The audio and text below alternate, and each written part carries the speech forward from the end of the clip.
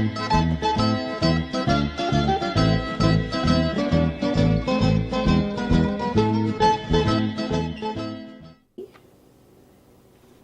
Stevie! We are now going to make the sausage and peppers. Okay? I'm going to show you what you need.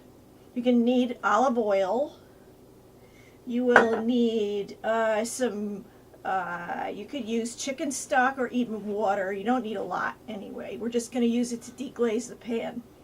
You're going to need 4 of these peppers. They're called Cubanelles.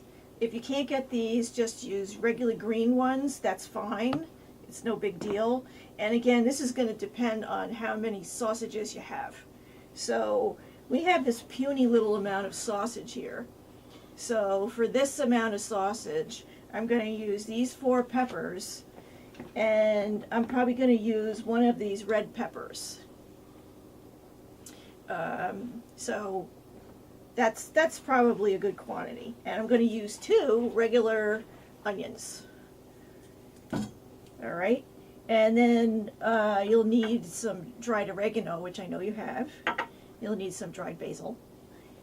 And I like a little pepperoncino. That depends, on if they like a little spice. You don't have to add too much. And we're going to toast it a little bit so it takes a little bit of the heat out and gives you just a nice little snap. And, salt and pepper. And that's about it. All right. So the first thing I'm going to do is I'm going to show you how to prepare these peppers. Because we need a bowl. Stagehand. A bowl. A roll. A bowl. A roll. A bowl. A So roll. marron. Sorry, my stagehand is kind of a rookie. So A big bowl. a big bowl, just a garbage bowl, or not a garbage bowl, but there we go. Luscious. Okay, so you just take the core out. I just take the top off. I save this little piece, throw this out. And what's cool about these Cubanelles is that they have less pith in there, which is kind of bitter. So I pull out any of that. And if you use regular green peppers, you want to take that out too. I'll just shake out all the seeds. Like that, and I'm just going to do them all at once because my next step will be slicing them up.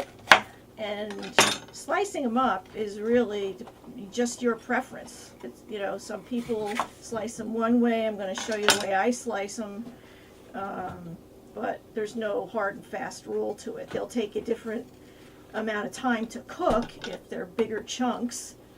They'll also take a little bit longer to cook if you use regular green bell peppers. So that's another thing to consider. But it tastes just as good with regular green bell peppers, trust me. So get this one, take this off, that out.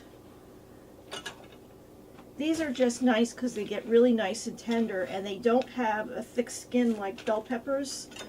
So they're just kind of like the creme de la creme for making a sausage and pepper dish.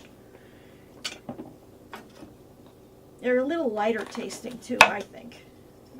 Could be. What do you think there, assistant? Oh. Do you like them? Uh-huh. Will you stop it? You don't care. I don't care. I actually prefer bell peppers because there's more meat in them. Of course. They're thicker, but They're tougher skins, though. any pepper will do. You'll eat any pepper. It doesn't matter what it's like. You'll eat it. Use whatever peppers you like. He doesn't care what kind of pepper it is. He'll eat it. So, all right. So, the way I do it is I just I cut them in half like this, and then I just slice them in slices like this. Well, like I said, it's up to you.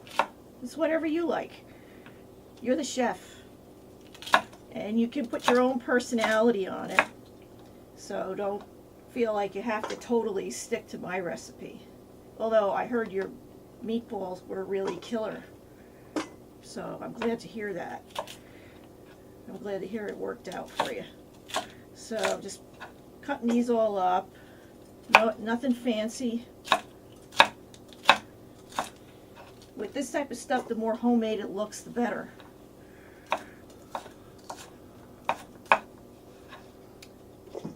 And what was I thinking? I was thinking of something, but I forgot because I'm old and losing my mind. Can't remember. Can't remember what I was thinking, but it'll come to me. Oh yeah, the tomato sauce. Donde está?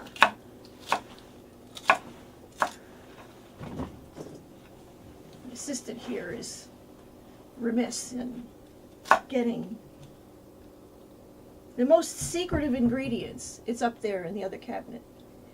That other one. Look on the second shelf. I think it's behind something. Aha.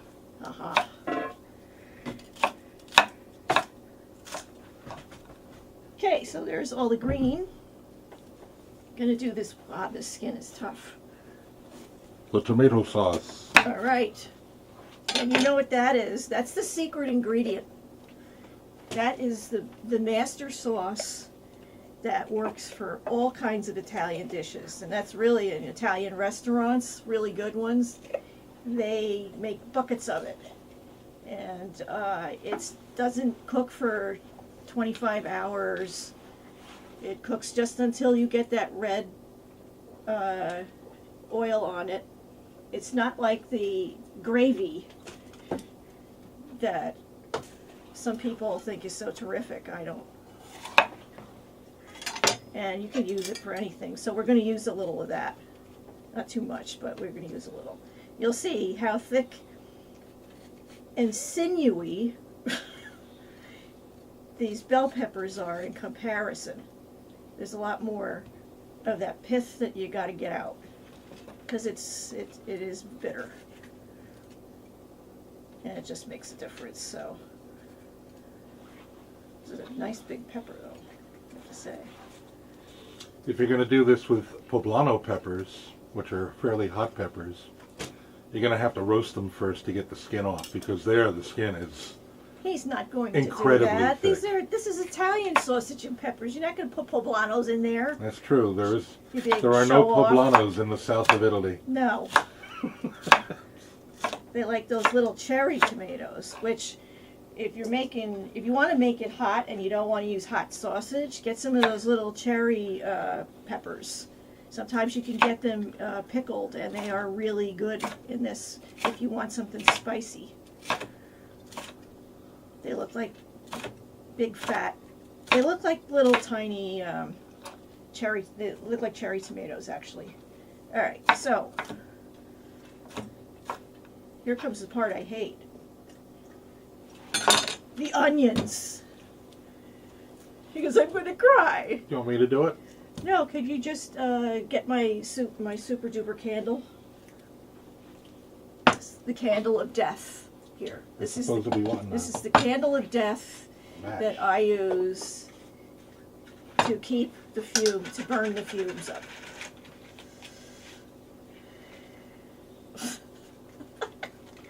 Thank you for extruding the match for me. You're welcome. It's very nice of you. All right, so the candle of death is lit. The setting has been set.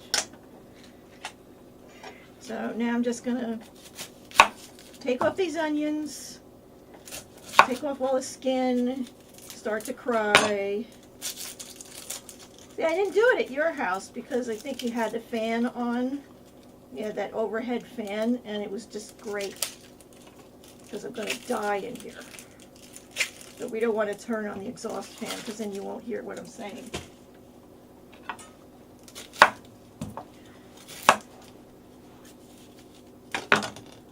Alright, so here we go.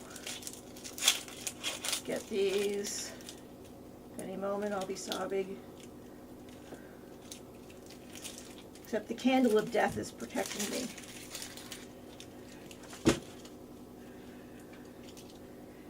All right. Let me get a... All right. Get the reference. I can't move the board because the technician says I'm not allowed. That's right. So here we go. I cut them lengthwise, like so. Can you see that? All right. And then I just do it aside, so you get slivers. Squares just fall off and away and are really annoying. Ugh. Here it goes. Ugh. Come on, burn those fumes. Candle of death, I summon you. All right. You know, this never used to happen to me when I cooked professionally. I think it's because we have no ventilation in here. Because I used to have to do 50-pound sacks of onions. And this would put a crimp in my style. Ah. All right. So I got all that. All right, so here we have our sausage. And I do this. This is very low in fat, but you're going to use pork sausage. So I'm going to show it to you as though you were using pork sausage. If they're linked, of course, you want to tear the links off.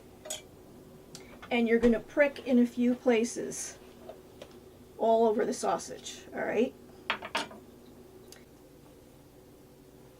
Okay, all right, so here we are at the stove. And you turn on your pan. I want to get mine a little hot. Can you get me a little water?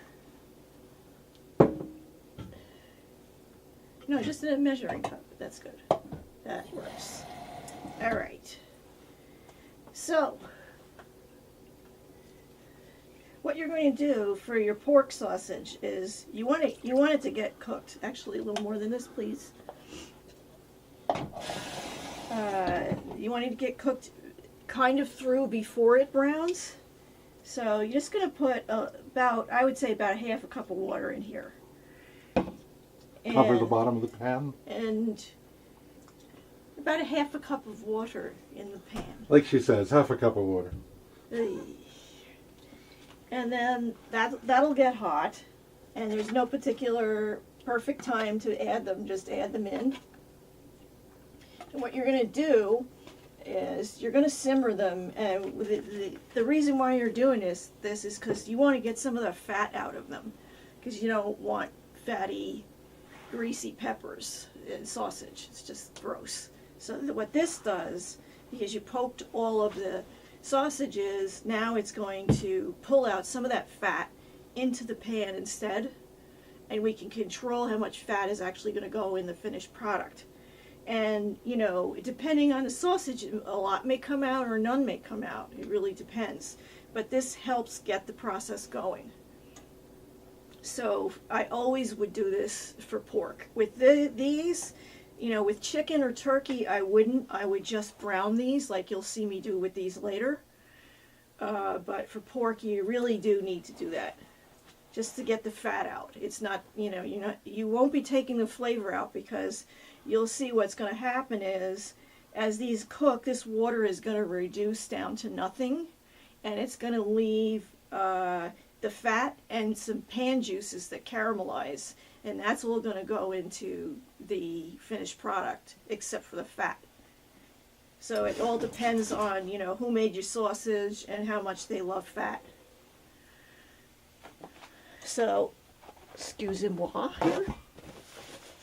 So now they're cooking, and you can turn them. This doesn't take very long, and I do it at a fairly high heat. Because you just want to give them a little, because what happens is if you just brown them, you're browning the casing on the outside, and the sausage is pretty raw on the inside. So you're going to get this tough casing that's browned, and all the fat is still in there, and it's going to ooze out into your tomato sauce, which isn't necessarily a good thing. But with these are very lean, so I don't expect to see a lot of fat come out of these. But then what we'll do is you'll know when they're done, because you're not going to cover this pan. You're going to let them cook out like this until this water is evaporated. And these we're going to speed up the process by just pretending we've cooked these, and they'll look similar. They're going to look all white and not very appetizing at this point. Do you want to keep talking, or should I stop it and we should let that boil out? No, I'm going to take these out, and we're just going to pretend that they boiled down, because these will overcook. Okay. All right? So, do you want me to stop this? Yeah, just stop that, and then I'll take them out, and we'll give you another plate or something. Yeah.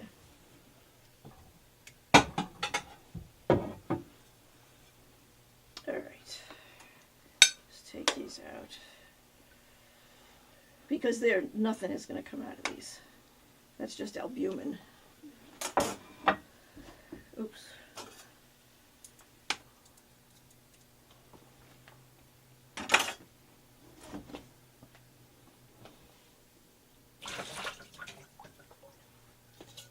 All right. Okay. Where's my... Okay. All right. You can turn it on again. It's still going. Oh, okay. I can cut all All right, so they're the miracle of television. The sausages have jumped out of the pan on their own, and there is a miraculous caramelization here and fat. You're going to picture this in your mind, because these sausages have no fat in them. So if you were doing the chicken, you would proceed at this point. But for the pork sausages, look and see how much fat you have in there. You'd rather have olive oil as your fat than pork fat. So I suggest just taking it all out. And then when you've done that, you're going to take some water or your chicken stock, and you're going to deglaze the pan. Like so. And even these have a little bit of caramelization in there. And you're going to let that cook down a little bit.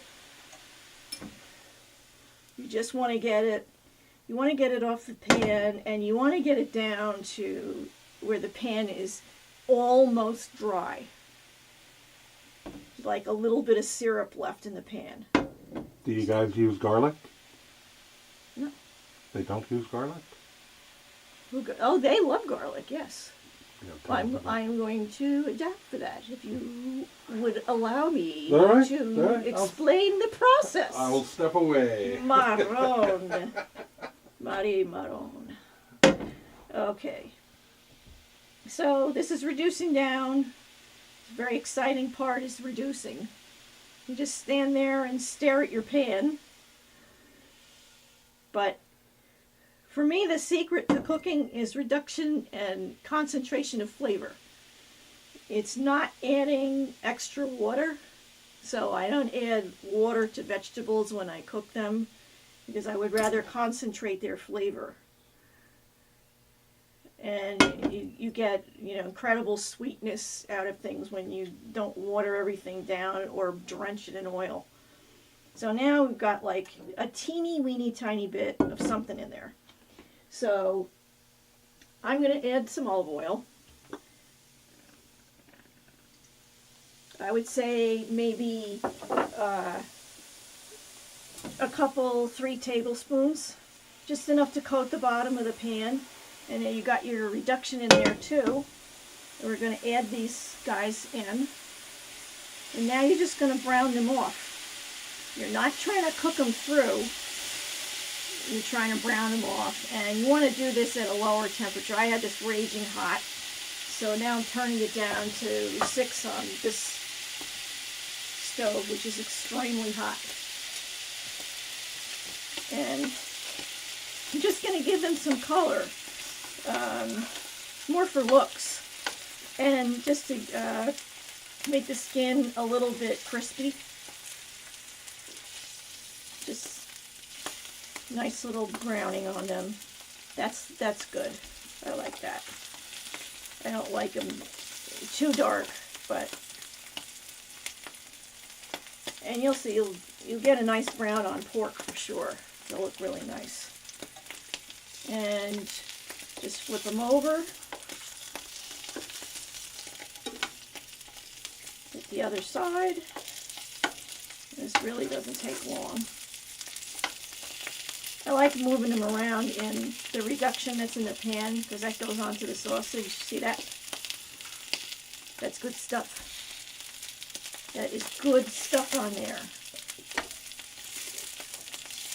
Alright.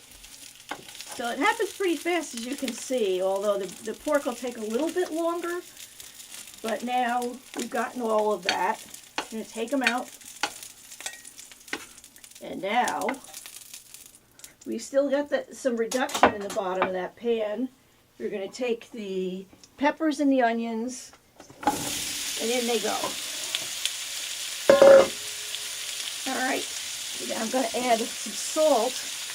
I'm really adding the salt more to release the juices from the vegetables, which is what salt does. So say you want to get all the salt out of some mushrooms or something like that, put a little salt on it, and you'll see all the water is going to whisk right out of them.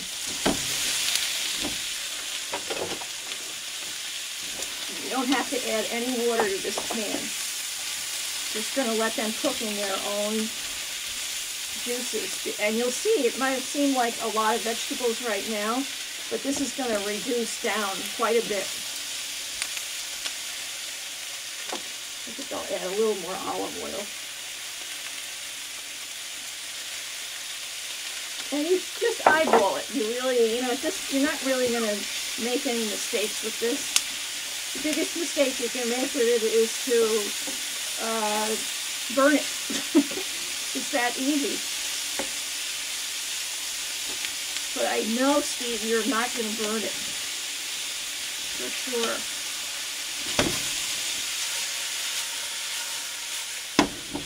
And see all those nice, that's really the pan juices. The big brown one in the front. Excuse me? The big brown one in the front, that onion. This one right here, yeah. This is actually the reduction on the onion. It's not the onion brown. That's all good stuff. Has a lot of flavor. And the pork will have even more. Because the pork will exude more juices than these sausages do.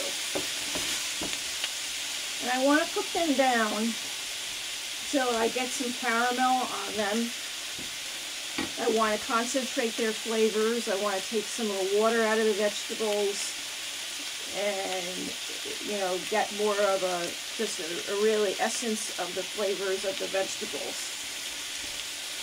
And now I can crank the heat a little bit more because I'm starting to get some water in the pan from the vegetables.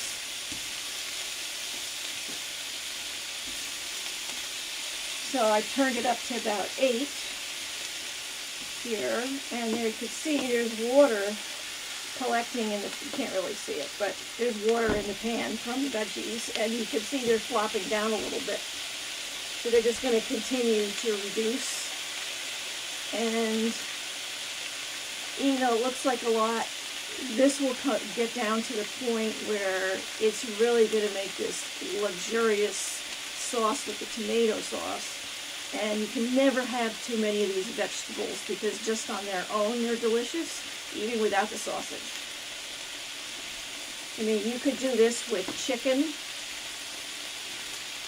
or, any kind of, I would say any kind of mammal meat, any warm-blooded mammal. I wouldn't do it with a fish, but I would definitely do this with, you could do it with chunks of pork, you could do it with chunks of beef, you could do this with chunks of chicken or turkey or whatever. This is sauteing, right? Yeah, this is the sauteing part. So this takes a while. So when you see saute in the recipes, this is what they're talking about. This is what they're talking about. Not the flipping part. The flipping you don't have to do. I just like to get all the stuff on the bottom of the pan up to the top.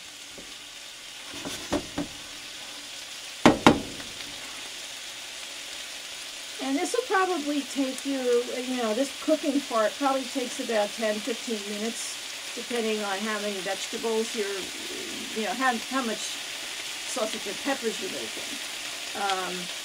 If you're making a lot, I would suggest put a couple of pans on the stove and have them all going at the same time. You get done that much quicker because you really don't have to watch this that carefully. You're not going to burn anything. So it'll save you a lot of time.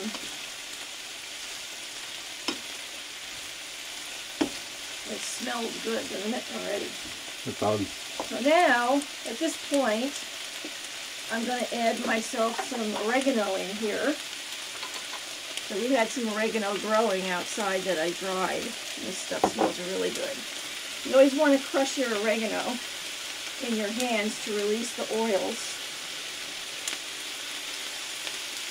Makes a big difference. And if you're going to use, the regular dried oregano, I would say use like a teaspoon. You don't want it with too much oregano, or it just overtakes everything. Oregano can be really tricky that way. Now we're going to add some, in this case I'm using dried basil. I'm not a huge fan of dried basil, but for this it works. Fresh basil just kind of disappears in this dish. So that was about a teaspoon. Oops. And then I like a little pepperoncino. And I'm not going to add much. I'm going to add maybe like a quarter teaspoon. It's the crushed red Italian pepper you He knows. He knows. Okay. So, and I like a little bit of black pepper. Just a few, maybe a quarter teaspoon, a little more salt.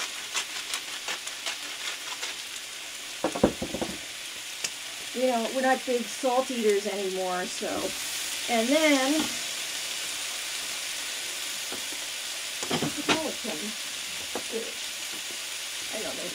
if you want to use fresh garlic in this would be your time to add. You never want to add the fresh garlic in the pan by itself or it will burn.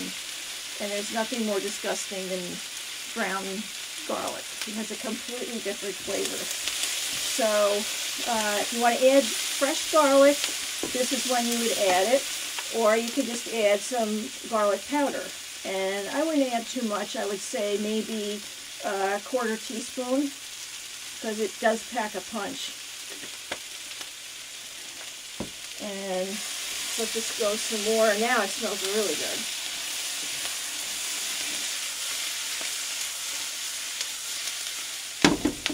And it's starting to get nice caramel on it.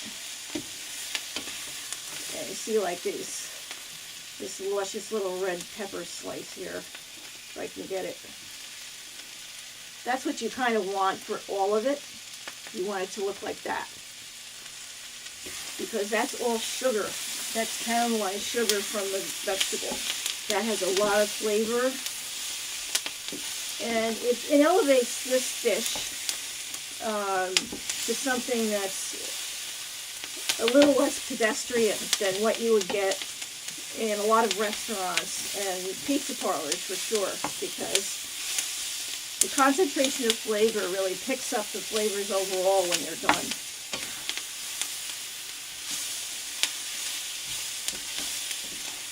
And people will wonder what you did to make it taste so good. And all you did was concentrate the flavors instead of just dumping them all together raw.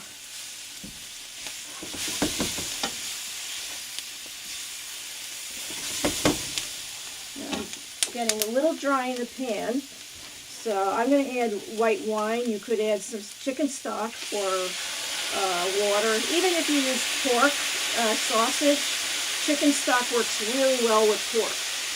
So use some chicken stock there and moisturize your pan a little bit, and you'll see more caramel come off the bottom. There'll be more browning on the bottom, and that all is going to go right back into the vegetables. And you get this nice brown glaze, you see, that's forming here. That's good stuff.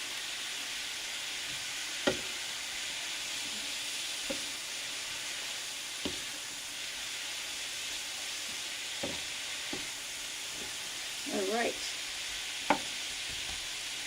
So now I'm going to add my sausages back in. They go in the pool. And I know you were saying you're going to slice up the sausages. You definitely want to do that after they're all cooked, because too much flavor is going to leach out of them if you do it now. If you cut them now, all the flavor and juice is going to leach out of them, so you don't want that. Can you get me the opener? So this is tomato sauce that I made. I go through so much of this in everything we make that I can it when I get a deal on San Marzano's in the big number 10 cans, or if it's summertime, we'll go get fresh plum tomatoes and age them, and then I cook sauce and can that so we can have some summertime sauce in the winter. But it's the same recipe that you know how to make now. I'm going to add, this is a pint, so I'm going to add a pint of this sauce. That's the one thing I didn't tell you about, is that when I make the sauce, I like to add the rind of Parmesan cheese. And sometimes they sell Parmesan rinds just for this purpose. When you're making your sauce, you just add the rind right in with the sauce and let it cook out, just like you normally would, and then just take it out at the end, and it adds a lot of delicious flavor. And it's a secret trick that a lot of people don't know, and it really adds yet another dimension to the sauce. So now, it's all bubbling and gurgling and hissing. It smells really good. So now, just going to make sure it's all, give it a little shake so everything's distributed. And I'm going to turn it way down to like 2, because I want this to barely simmer, because it's plenty hot.